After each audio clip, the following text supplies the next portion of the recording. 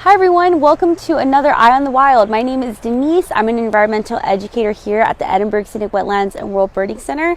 And for this Eye on the Wild, we're going to keep our eye on something that I'm sure you guys have all seen before. We're going to be looking and learning about clouds. So I'm sure you guys have all seen clouds before, but do you know what clouds actually are? Clouds are condensation, and condensation is when water vapor turns into liquid.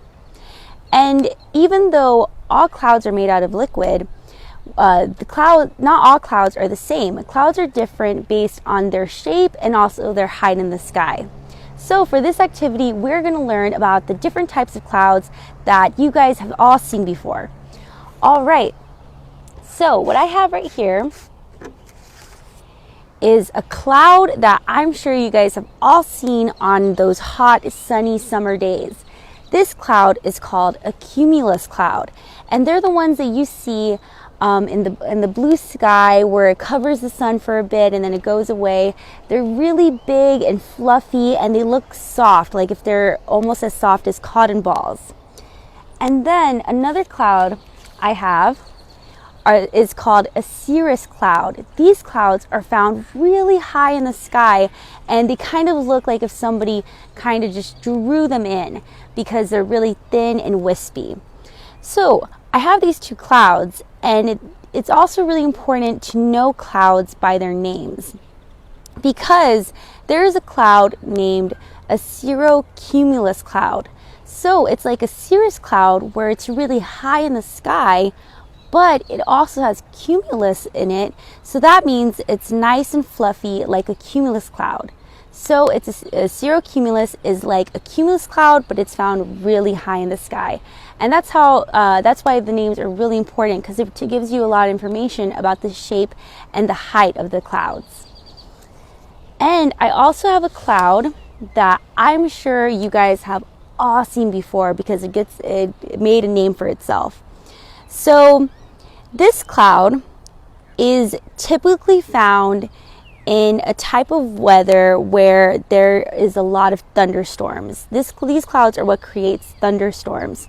So these clouds are called a Cumulonimbus, and these are really large. They actually start really low to the ground and they go super high into the sky, and they're typically gray, and they can be flat at the bottom and flat at the top, but they also have nice fluffy cumulus clouds in between them, hence the name Cumulonimbus. And nimbus stands for gray clouds that are typically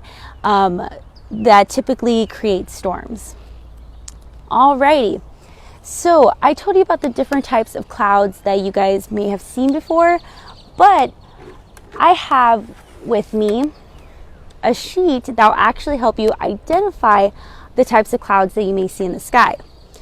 So this sheet right here has the different pictures of the types of clouds, and it also has its names along with the descriptions, which are the shape and the height of clouds.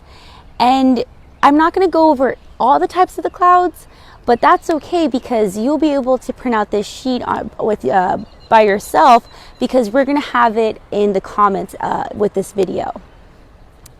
Alrighty, so what I did with this sheet is I cut out a window, and we're going to use it like a typical window. We're going to use it to look out, and we're going to look out into the sky and try to identify the clouds that we see in the sky, and we're going to compare them to the pictures to help us identify them. Okay, so this is our very own cloud viewer. Alrighty, so now that I went over the activity that we're going to do, how about you guys come and join me and we can identify some clouds, okay? Alrighty, so I'm going to look through. Alrighty, so I'm going to look through the window, and I'm going to try to identify the clouds. Now, it's a really cloudy day today, isn't it? I can't really see the blue sky. So what I think these clouds are, it's not a type of cloud that I actually talked about. This cloud looks like a stratus cloud, or stratus clouds. And these are low, flat, gray clouds that usually are a sign that it's going to start to drizzle. So So that's actually awesome, because in the weather forecast, it actually says that it might rain in the next 2 days. So that's great. Our cloud viewer helped us identify some clouds that might actually show that it's going to rain pretty soon. All right, guys, so for your challenge today for this Eye on the Wild is to go ahead and try to identify clouds in the sky by printing out this sheet and then going out and trying to identify the clouds that you see right outside. All right, so thank you so much for watching. I hope you guys learned something really interesting today, and remember to keep your eye on the wild. Bye.